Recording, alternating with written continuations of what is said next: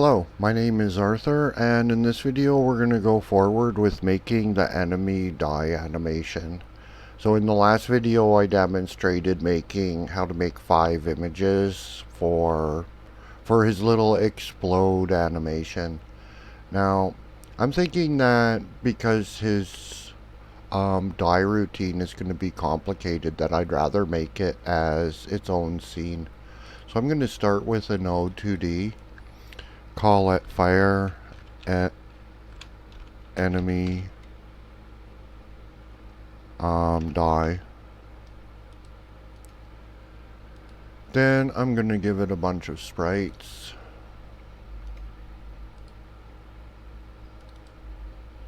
So I'll add in 5 sprites.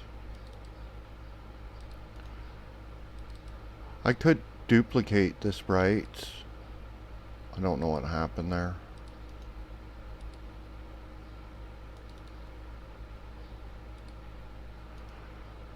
But I've had issues with things that I duplicated doing strange things, so I'm not going to duplicate them. Now we'll just add them in. Let's get to the right place here. Because the head started at layer 5, I'm just going to build them this direction. So we'll get all of his 5 bits in. We'll notice that in the image he looks a little broken up. Like we can see the break where his face is.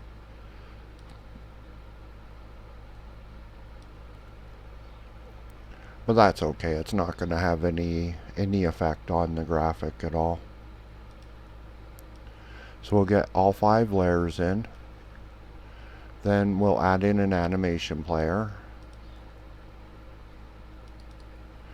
We'll put in an animation. Just call it die. Okay. Now, what speed, how long to make the animation? I'm not really sure. I'm just going to guess at around 0.75, and hopefully that works out. Maybe too long. And I'm just going to do the animation super simple. So I want the move tool.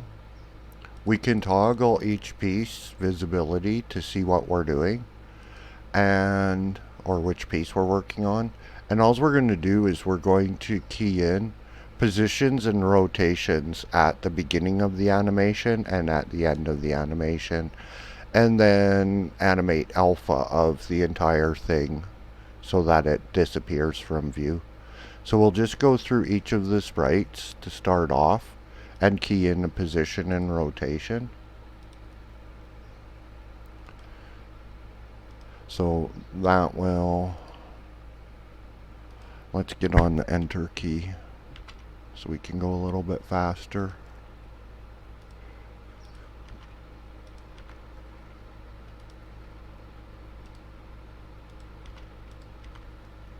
So we'll key those in.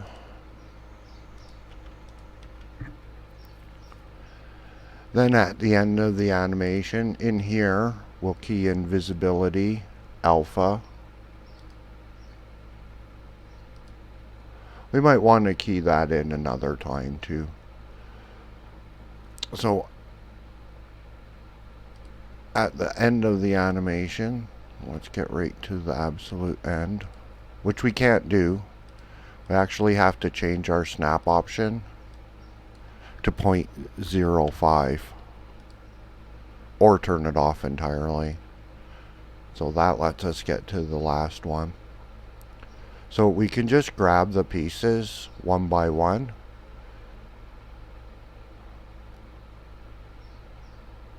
Bring them off, and we might want to move them fairly far. And then let's give them random rotations of 360 degrees plus or negative. So we'll key that in. We'll grab the next sprite, pull it up a bunch, random rotation, key that in. Grab this sprite, pull it up, give it a rotation and key it in. Grab this sprite, give it a rotation, key those in, and grab this sprite, give it a rotation, key those in. So let's look at our keyframes. We should have 2 in each. Here we'll bring modulate and we'll drop alpha down entirely. Key that in. And we could possibly want to extend or shorten the duration for the alpha to be changed.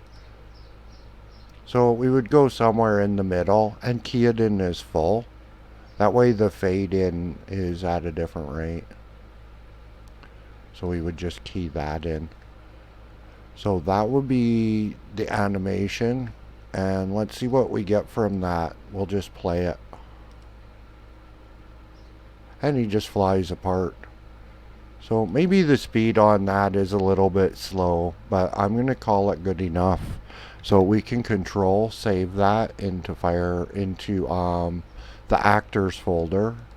I'll save that in. On the fire enemy, we'll come up to actors. We'll get that scene, instance it on him. This is coming through as editable because I've experimented with this already. So I've set editable children on this property so that we can hook up a signal from the animation player.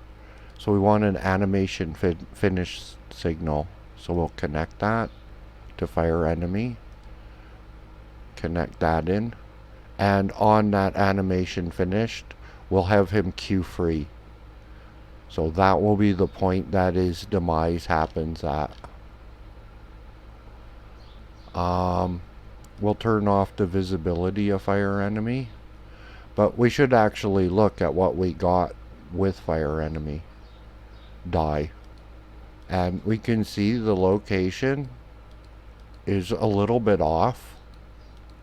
But that's okay. It's not going to matter any at all. So now we can just script that in. So that would be here where health equals 0. And what we'll want to do is $ collision shape 2D dot set deferred string disabled comma true. So that will disable his collision shape. We will $ sprite dot visible equals false. $head dot visible equals false. $ fire enemy die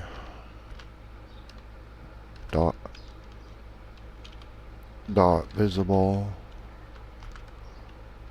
equals true. $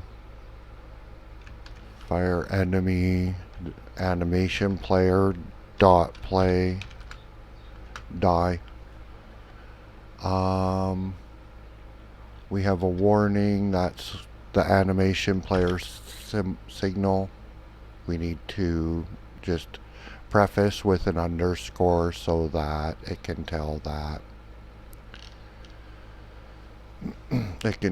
we're not intending on using that variable. So we're at 9 minutes. Hopefully we're done with this little reminder. And let's just review here. So the head disappears. The fire should go with it. The sprite disappears. His collision shape disappears. And yeah, I don't know about Ray 1 and Ray 2. We'll see how those play out, but it's entirely likely that that it may be better for me to actually make a function to disable all of his collision and ray type of things to get it off of this place and sort of put it in a function all by itself. Sort of like disable the enemy kind of function. But we'll see how this works as it is. It should be pretty close to what we need. So we'll play that. We'll jump on him. We'll get that one hit. We're taking hits. And he flies apart. Everything seems to work. Yeah, it would take messing around with it to discover if there's some major issue. So, yeah, in the next video we'll come back and we'll get the little animation that was made in Blender onto him for a die routine and see what that one looks like. I feel that animation for the enemy character is, well, it's not a great animation or anything, but it works and kind of gets across the enemy exploding, does what it's supposed to do, and it's fairly reasonable. So that's it for this video, and until the next video, take care.